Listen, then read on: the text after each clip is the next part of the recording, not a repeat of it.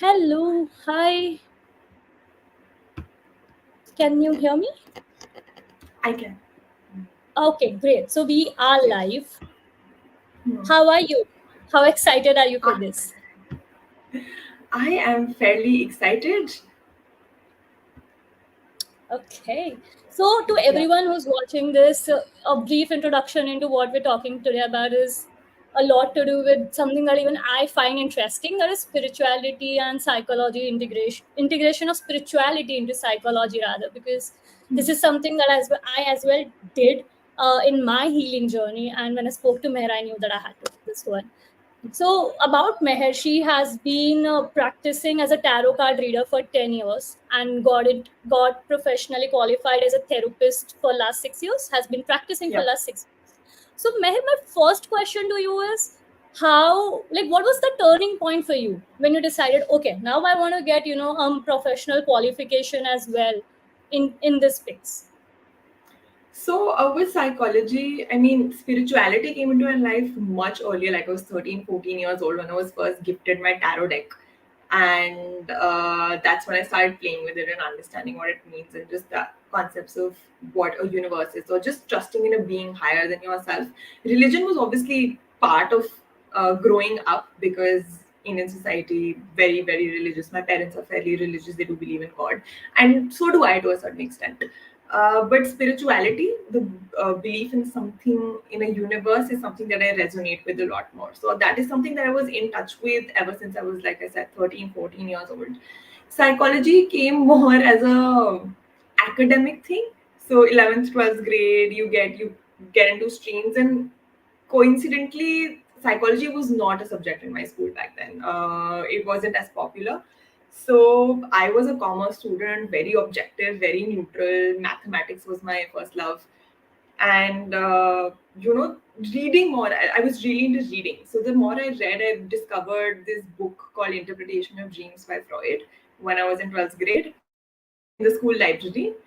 And the book made no sense to me. Like, I could not understand a single word that was written in that book. But I understood that there was something called psychology, that there was something that helped you understand the human brain. And I'm also neurodivergent. So for me, social rules and etiquettes are very hard to understand.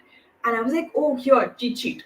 You study psychology, you understand human brain, you understand how people react and respond, helps me understand how to show up in social situations. So that was my attraction to psychology. And after 12th grade, I was sure that I want to pursue psychology. And so I did my bachelor's, I did my master's, and I went down there. I remember taking a 1 year gap also in between to see if I wanted to do something different and not psychology.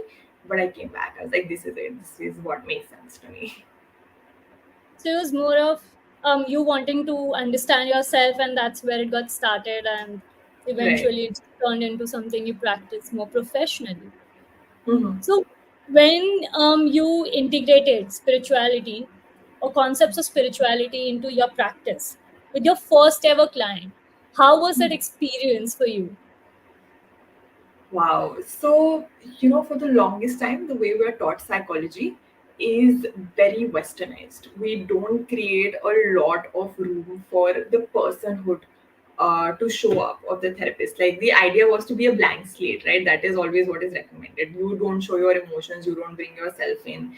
And back then when I studied, this was very very prominent. So people really called you out if you were not practicing psychology like this, that if you shared your beliefs or brought anything about yourself into the therapy room, it was considered like blasphemy. And so for the longest time, I would not tell people that I do tarot. I had a very separate client base for tarot who had no idea that I was a therapist, and I had a very separate client base for people who were coming to therapy who had no idea I did tarot.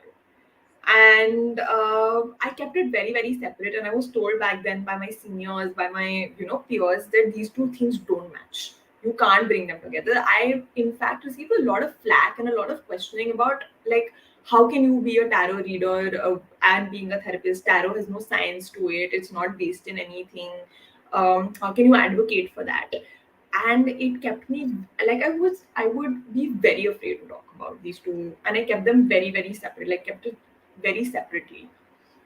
And the more I studied and the more courses I did, I remember I did this by certification in dance movement therapy. And that's where I met facilitators who were more open to the idea of the human or the personhood of the therapist to be brought into the therapy room. And they gave me that experience that, you cannot isolate yourself. Your beliefs, your ideas, your, political ideas. It was a conversation about politics and mental health, but I understood that this applies everywhere else, right? Like if I have a pet and you have a pet as my client, the relatability becomes instantly a lot more. And so Yeah. I would empathize with you on a very different scale in terms of if you've lost a pet, Hmm. because I understand that. And the same thing started happening with spirituality also. Like a lot of clients that I would attract, even before they knew that I was a tarot card reader, were people who believed in spirituality, who believed in astrology, who had would be into tarot readers. But, these were their first go-to people. That they would go to an alternate healer first, and then come to maybe therapy second or third. And I realized I was already attracting these people, that they were coming to me even without knowing this was my background. And I realized, okay, then there's something about me that I'm putting out there. And if it's showing up, why not I make it more conscious?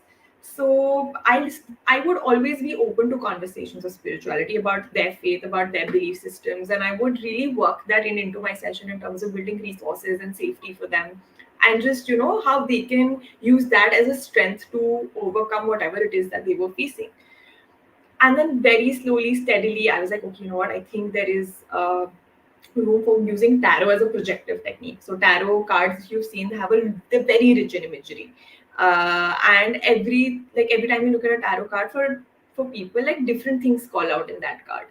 And so I started using that. So I would put the tarot cards in front of the client, and I wouldn't like do interpretation with them. I would just be like, okay, pick a card that you're drawn to the most. Tell me why you're drawn to it more. What is standing up for you, And we'll just talk about the imagery and how it fit into their life. And that's all I did. Like I wouldn't go beyond that.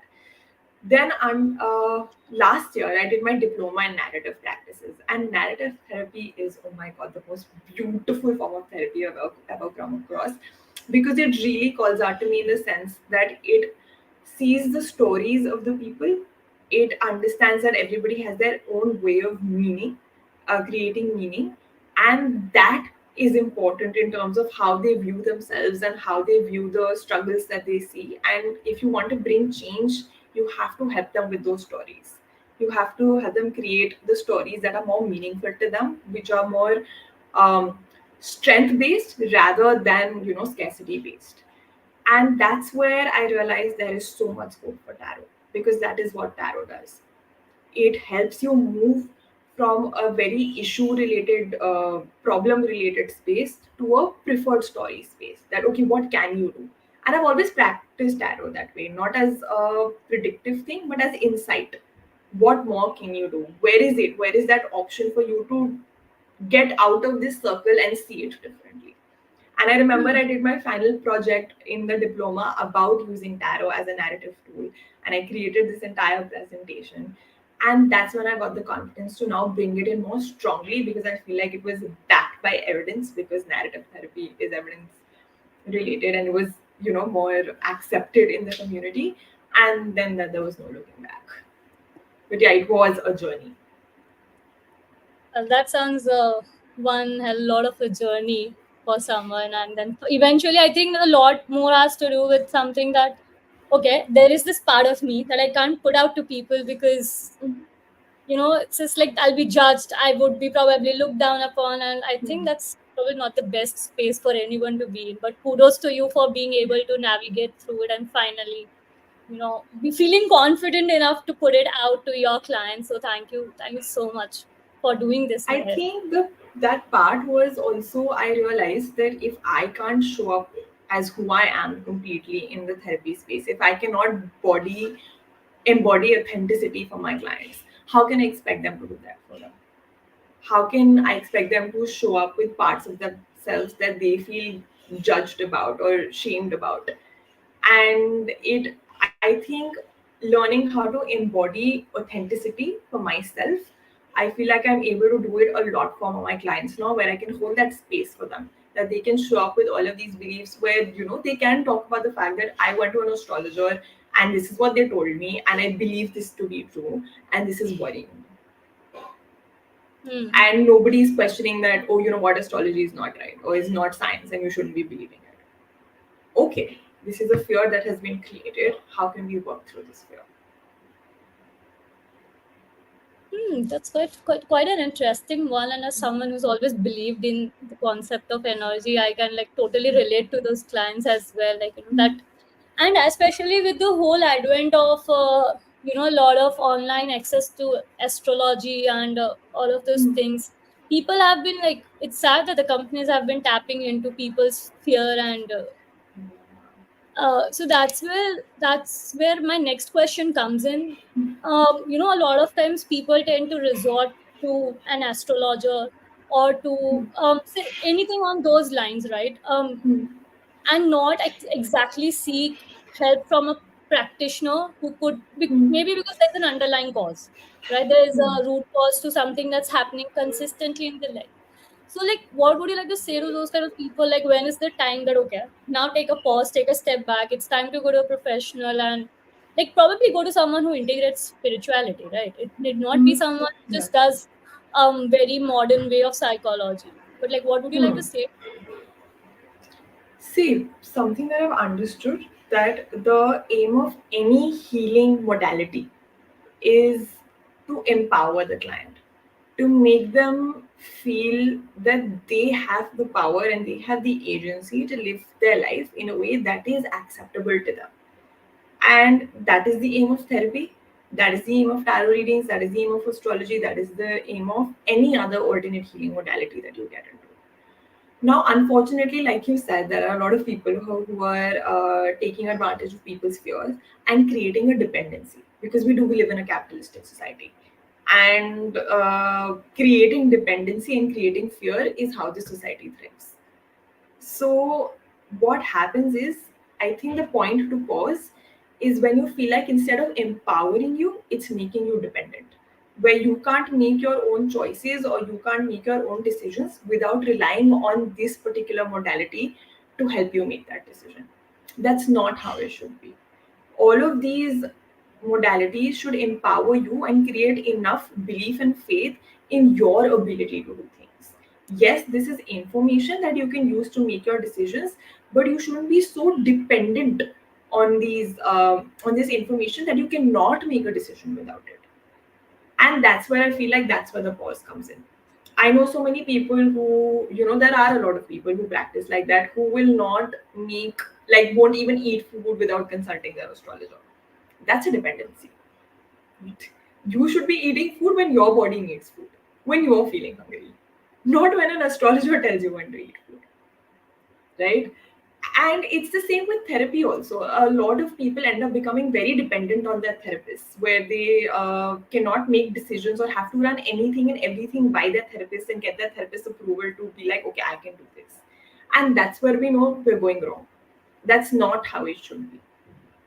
So I think that is that point of pause. Is it still empowering you or is it making you dependent? It was a very fine line, and I think a lot of self awareness is also needed Yeah. to realize, okay, now I'm becoming dependent, and it's no more a tool of empowerment for myself. Yeah. I think there's a lot of awareness piece that comes to it along. I think And this is for why it's not only just the client's job to become this awareness, it's also our job as facilitators, as healers. We're taking on this responsibility, right? And this is something therapists say, and I love it. Like, we get hired to be fired. Our job is that at some point you don't need us at all. And if we do it right, we will be fired at some point in time. And that I feel like is with healers also. At least the healers that I've been in that community and I've met with, if we do our jobs right, our clients will be grateful for the work we've done, but they will also understand that it's now time to move on time to move on from this space. And that is something that happens together. Dependency can be created from both sides. There are a lot of people, like I said, capitalistic culture creating that dependency is the way people earn money. So there are a lot of people out there who will continue to create that dependency. So finding the right person where you can trust them, that they will tell you, okay, you know what, you don't need me anymore. You've got this. That's very important. I think finding the right person is where the whole trial and error process comes into the picture. Yes, yes. Well, this does bring me to my next question. On so earlier in the conversation, you talked about, right, that there are multiple healing modalities, and like one has to really find what works for themselves.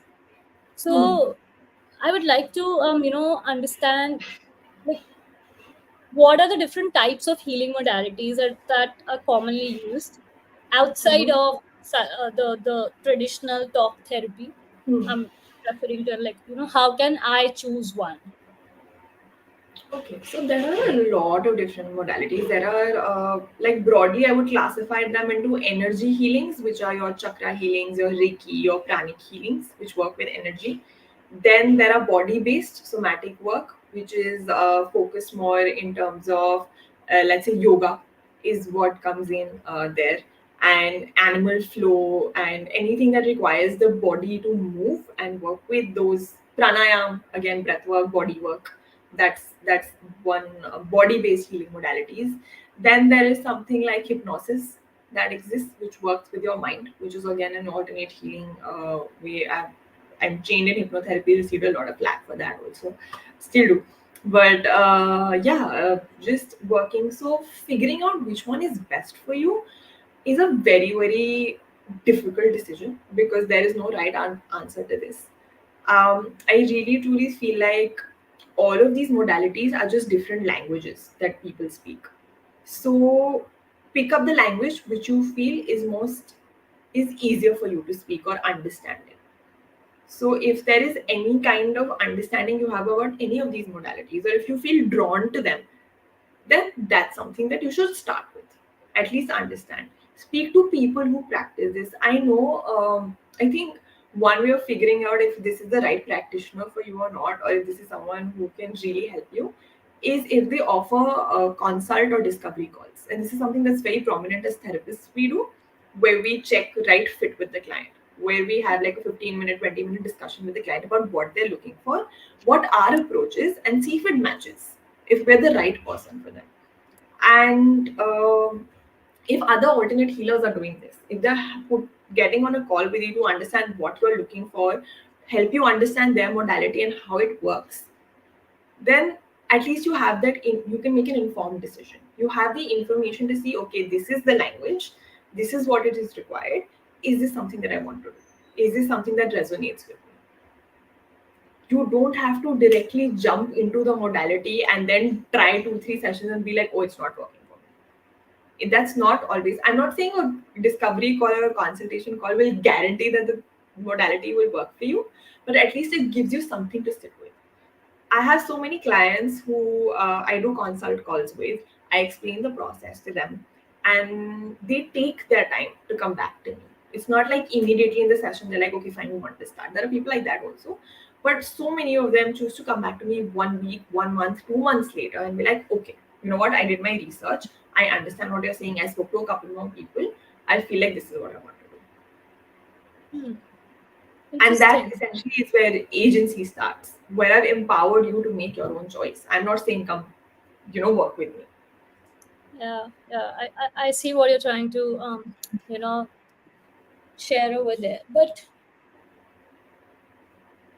so choosing the right modality is, of course, a lot of trial and error, and also Mhm. finding the right practitioner. And one of the ways that you mentioned, right, that maybe go ahead, book a 15 minutes consultation call. Hmm. Like, what are some of the questions that I can ask to my practitioner in that 15 minutes of consultation call to make the most out of it? Not to make it a therapy session, but to Of make course. the most out of it to understand कि ये therapist मेरे लिए fit भी है या नहीं, या मैं इनके लिए Hmm. fit हूँ या नहीं as a client. Like, Hmm. what are some of the things that I should look at as a client? I think most importantly is, do you feel that you were understood? That when you were telling them about what you're looking for, they were able to reflect that back to you. That they understood that, okay, this is what you're looking for, and this is how the work that I do can help you. If you don't feel understood in a session, or if you feel like there is no connection with the facilitator, because in therapy again there are very three key ingredients of making therapy successful. One is the client, the second is the therapist, and third is the relationship between the client and the therapist. And it works with other healing modalities also. So that whether check in that consultation call, do you see yourself building a relationship with this person? Do you feel like you can trust them with the most sensitive information that you have about yourself?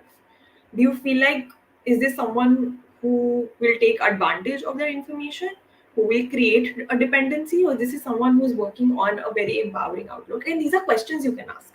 You can ask your facilitator, healer, how do you create empowerment in your clients, or what is your aim with your therapies, what is your end goal, what are you hoping to achieve. uh, See if they're able to answer these questions to your satisfaction, that you can make sense. And of course, these are conversations that can happen throughout the therapy process. We encourage that to ask us questions, ask them how open they are to explaining concepts to you, how open they are to answering your questions as and when they come up, or they expect you to just blindly trust them and follow. Well, So the latter those can't. are I know a lot of people, like a lot of, I've seen this, is especially with people who've been practicing alternate healing for a fairly long time, who've been in this profession for like 10, 20, 30 years, right?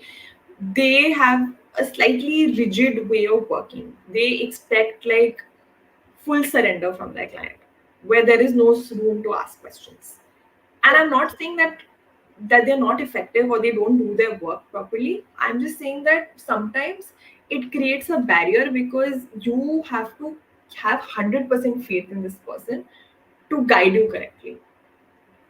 And as therapists, and this is something that where I've learned in psychology, right, we are not the expert on our client's life. Our client is.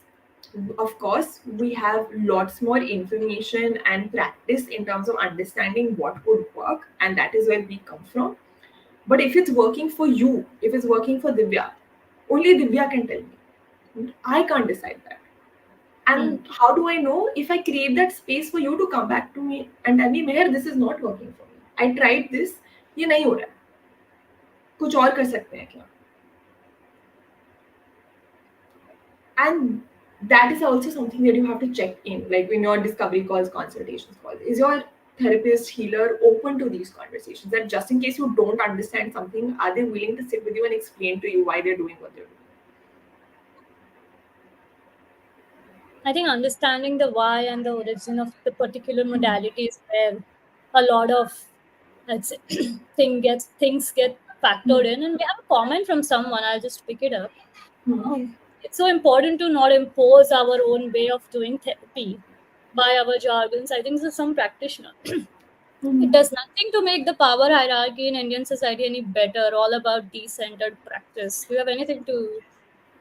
Yes, Um, absolutely. Like when we have these conversations about power, about so in the healing process, what's generally done is when we go to someone, we assume that they are the expert and they are at a higher level than us, which is not true because we are the expert on our own lives. And a lot of people misuse that power when they're put in that pedestal. And part of decentering practice is acknowledging this, that we are equals, that we come together to work together in a way that is most beneficial for you. And it's a two-way process. I also learn so much from my clients when I'm working with them. There are so many things or perspectives that they bring up which I have never thought of and really help me in my own personal life. And I carry their stories with me outside of the therapy session as well. So it is an equal platform for both people to come together and engage in this. And this is why, like the person said, not imposing our own way of doing things, allowing the client to show up, because empowering, building agency, ये कैसे होता है? जो हम client को वो जगह देंगे वो करने के लिए, if they have to continuously focus on what we are saying or how we are telling them to be, then we're not building agency, we're not building empowerment, we're creating a dependency. I see. Okay. So I think, I mean, while I understand what you just shared about this whole thing, but I would want कि आप थोड़ा सा ना इसमें So simple words, probably something that people who don't come from this background might understand a little more. In the simplest of the terms, I guess, like if you were to explain this in a one liner. I think very simply put, जब आप किसी भी healer के पास जाओ कोई भी modality के लिए, आप ये देखो कि आपको कैसा फील होता है इस इंसान के साथ। Do you feel heard? आपको लगता है कि वो समझ पाए आपको? वो आपको वो ऑफर कर सकते हैं जो आप ढूंढ रहे हो? And very honestly just trust your body, trust your gut, trust your intuition. अगर आपको लगता है कि कुछ ऑफ है, don't try to justify it. Just move on from it. Because in these healing modalities, these energy spaces that we're in, this is where your gut and your intuition play a very, very big role. The body remembers, is what we say. The body always knows the truth. Words will lie to you, but your body never lies to you. तो अगर आपको गलती से भी थोड़ा सा भी of feel हो रहा है कि नहीं ये कुछ गड़बड़ है, बस खत्म। Like you don't have to question it, trust yourself and take it from there. Okay, yeah, that makes now more sense actually. Up next here we have is, I think it's from the same person, is silencing their own philosophy of being as a result of our own anxiety. I think this brings me to one question and that pops up in my head, is that as someone who's just starting out their practice, right? I Yeah. think practicing the whole idea of not imposing their thoughts or keeping those biases aside, I think it's a very difficult thing to do initially. So how can probably someone, who's getting started into the space as a practitioner, very actively try to not, like, I think they should be conscious enough कि वो अपने thoughts नहीं impose कर रहे हैं, but like how do they keep a check of that? Did you face these things? Of course. I mean, this is something that comes with lots of practice and training and self-awareness. हमारा काम ही is so focused on creating self-awareness about ourselves. Only when I know who I am will I be able to distinguish that from who you are. Otherwise, I will always see a projection of parts of me in you and try to respond to those more. So this is a lot of, which is why we have personal therapy, which is why we have supervision, which is why we talk and educate and upskill ourselves across. कि हम जो हैं, हमारे जो issues हैं, वो बहुत बार ऐसा होगा कि आपने जो एक्सपीरियंस किया लाइफ में या आप जो फेस कर रहे हो वो आपके क्लाइंट्स में रिफ्लेक्ट हो जाएगा. They are also probably going through something similar, and you would want to act or uh, show up from a place of how you are feeling, which is not necessarily how your client is feeling. For a very simple example, and this is something that I've seen very commonly happen. So, for example, if you're going through a breakup and you have a client who's also going through a breakup, for you that breakup might be a very good thing. You think it's good riddance, okay, you got out of a bad space and it's great, and you're in a happy space. You're able to see that. But for the client, it might not be. For them, it might be the end of their world. That they are still in a bad space, like they didn't want the breakup, whatever reason. Similar situation, different perspectives. अगर आप उनको ये दिखाने की कोशिश करोगे कि नहीं ब्रेकअप तो बहुत ही अच्छी चीज होती है क्योंकि आपके लिए वो अच्छी चीज थी, तो आप इम्पोज कर रहे हो ना अपना थॉट प्रोसेस, उनके लिए तो नहीं थी. एंड सो दिस अवेयरनेस की ओके, जस्ट बिकॉज ये मेरा एक्सपीरियंस है इसका मतलब ये जरूरी नहीं है कि ये सबका एक्सपीरियंस हो, and I have to learn to keep this separate. And these are conversations that come up in personal therapy, in supervision so much. When you hear a third person telling you that maybe you are reacting from your own space. Maybe this is not something that the client is feeling, this is your feeling. To be in that space, that is I think a lot of practice and just making sure you have good resources and a good support system around you. Okay, we have a question. I'd love to hear your thoughts on this, but I am of the belief that the philosophy behind our modality actually predisposes us as well, and how much effort it becomes for us to practice in socially just ways. What do you think? I think there is a lot of ethical and moral responsibility on us. And this is something from a psychological point of view, I can tell you, if you're students of psychology, this is something that is ingrained in us. Ethics as a पूरा chapter हमें पढ़ाया जाता है कि confidentiality, privacy, making sure there's no intent to harm, keeping your biases aside, ये बहुत ingrained किया जाता है. And it becomes sometimes very hard to find that balance between being practicing ethically and also allowing a bit of your personhood to show up. There is this concept of self disclosure in therapy, and ये ethics में ही discuss करते हैं हम majorly कि is there room for self disclosure? Do I share as a therapist share my experiences with the client? Will it help the client? Will it make it worse for the client? And that is a decision that is taken by every therapist at some point on their own. We make mistakes. कभी कभी हम बहुत ज़्यादा self disclosure कर देते हैं where we overpower the client stories with our own. We take up more space than the client. कभी कभी एकदम सही बैठ जाता है कि हम इतना बता देते हैं क्लाइंट को कि I understand how you feel because I've been through something similar and this is something similar, and so the client feels heard and understood. And sometimes it's not there at all where disconnect feels, and this is something that happened in my therapy sessions where one of my client, like when I started out initially, this used to happen where one of my clients like, you never talk about yourself, you never tell me anything about yourself, you only listen to me, I don't even know if you understand this. And then I realized, okay, thoda reflection mein problem ja raha hai, and maybe a little bit of self disclosure about how their experience has made me feel can be very very helpful there. And now, like, I have a client who comes to me and says, I really like that, someday, like, they were talking about Shah Rukh Khan, okay, and I love Shah Rukh Khan, and I get very excited when somebody talks about that. So in that moment I was like, oh my god, yes, I have seen that movie, have you seen I love the song, and they really like responded well to it. They're like, I'm so glad that you shared about this. Like, it's not important that you like Shah Rukh Khan as much as I do. Like, the fact that you were open to the idea of like sharing your likes and dislikes about things. And that self disclosure is not harmful. Matlab, it's not sharing too much about me, but my client felt a lot more connected to me after that session.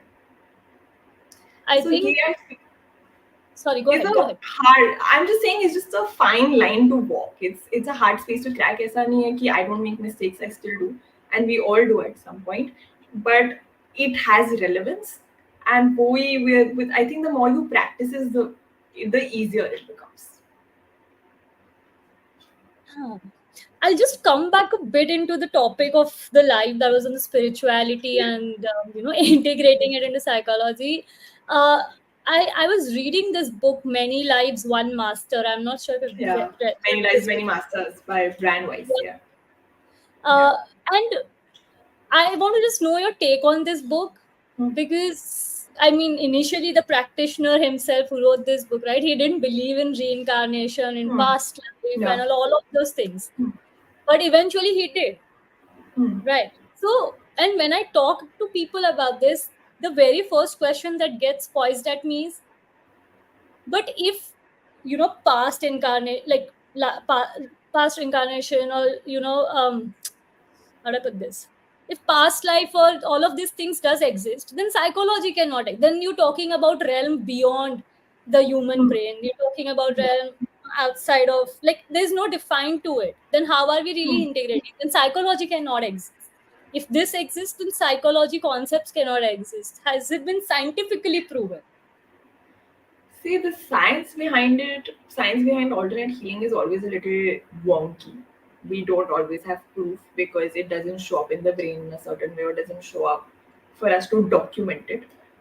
These are all very subjective experiences. Now, hypnotherapy is something that I've been trained in, and past life is a concept from there because hypnosis mein jaake we can visit past lives. So for me as a person, I believe in it, and which is why its resonance is there, which is why I feel like I can be effective in my work, and which is why I attract people who also believe in it. I have met people who don't believe in it also. I have clients who do not like appreciate hypnotherapy at all, and we do regular talk therapy and narrative therapy and other work with them. But this is where my point here is the belief system.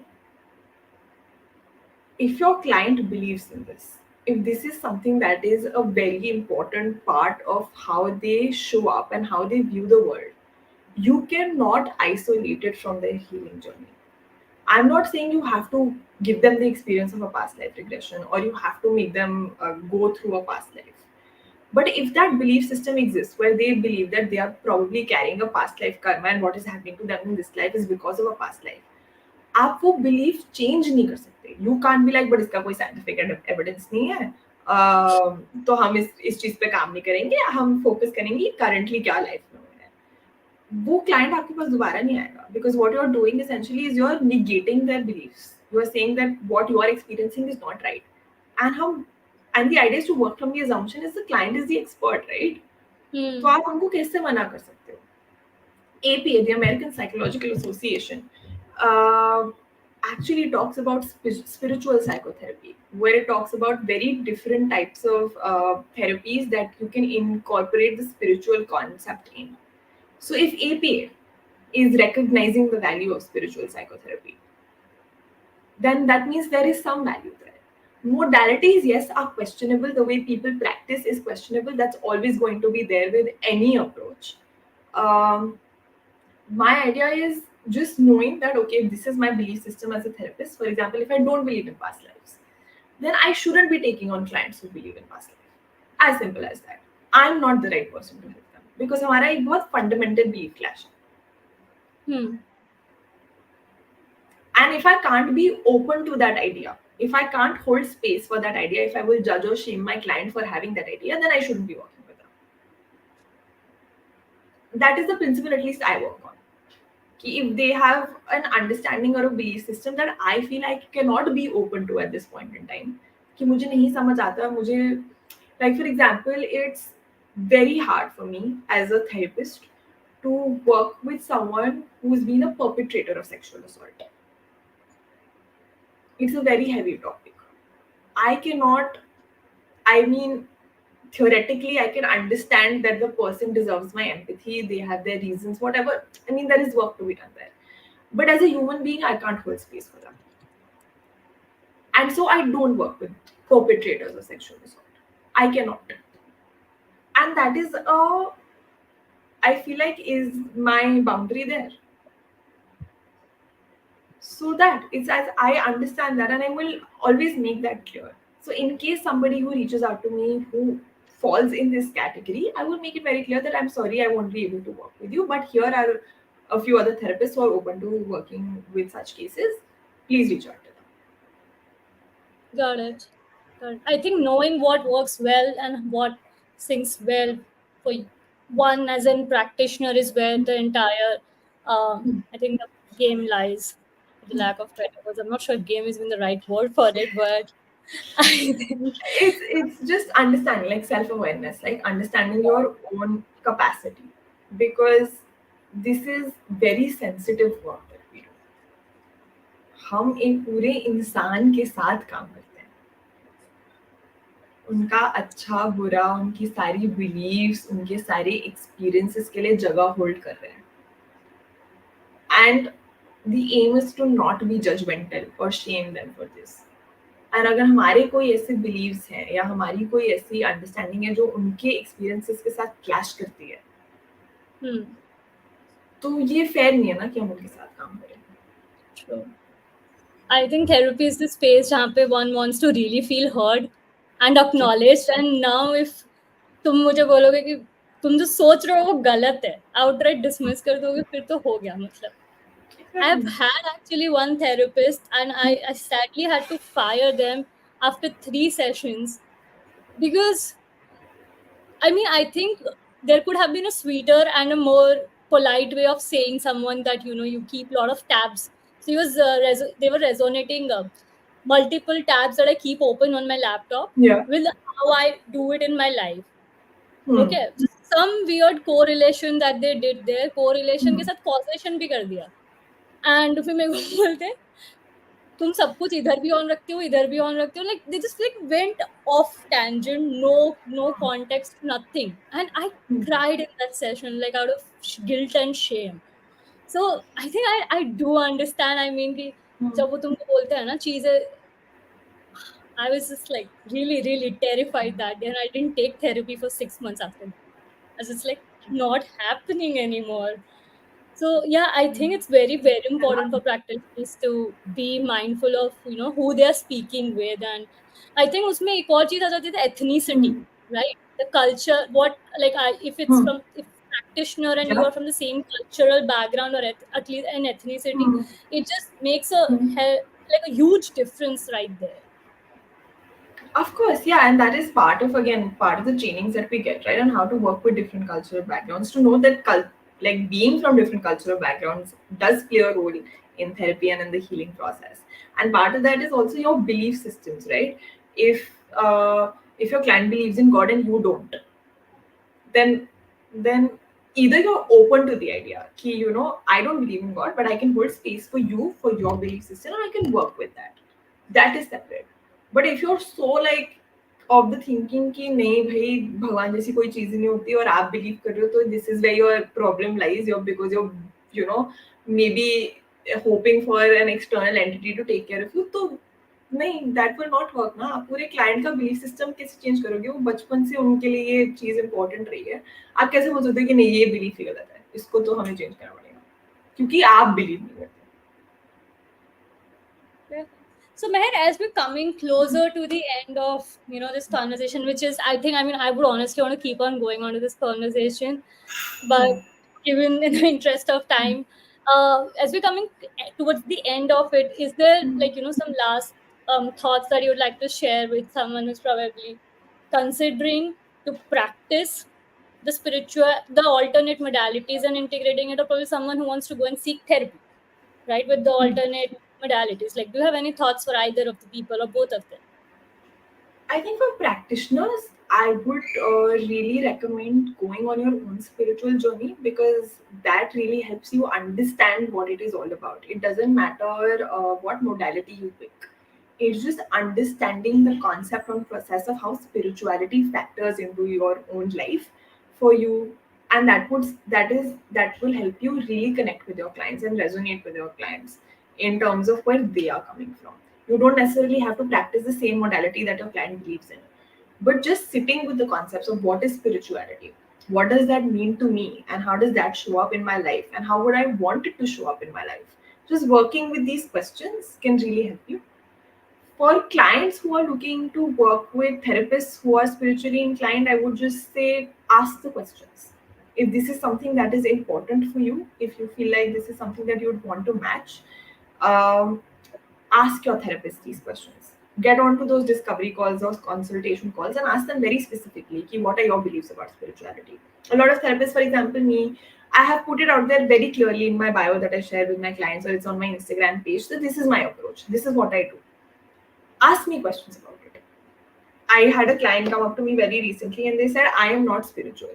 Does that interfere with the process? And I'm like, no, it doesn't. I am spiritual, but I'll make sure that that doesn't interfere in between you. If that's not something you want to believe in, we don't have to go down that route. Fair point. uh, I think so. If I had to summarize this whole conversation, it's on this lines of that. Okay, if you're a practitioner, being self-aware is the larger key to wanting to. That helps you understand yourself, and then your client help you help your client better. And so Yeah. I'm just like going all over the Yeah, place in my head. of course.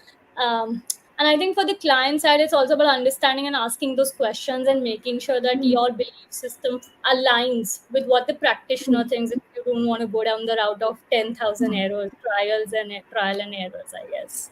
Yeah.